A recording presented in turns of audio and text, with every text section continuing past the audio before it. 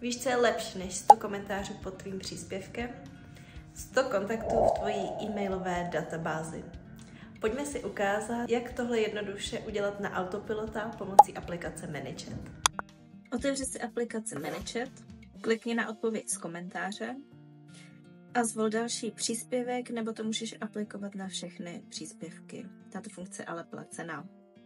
Zvol si svoje klíčové slovo a napiš ho několika způsoby. Tady potom uvidíš svoje klíčová slova. Vlož zprávu, kterou chceš poslat a přes tlačítko vlož odkaz, na který chceš čtenáře nasměrovat. Můžeš si ho i pojmenovat podle sebe. Nezapomeň zaškrtnout zelené tlačítko a klikni na Publish. A máš hotovo. Chceš víc takových nápadů na automatizace?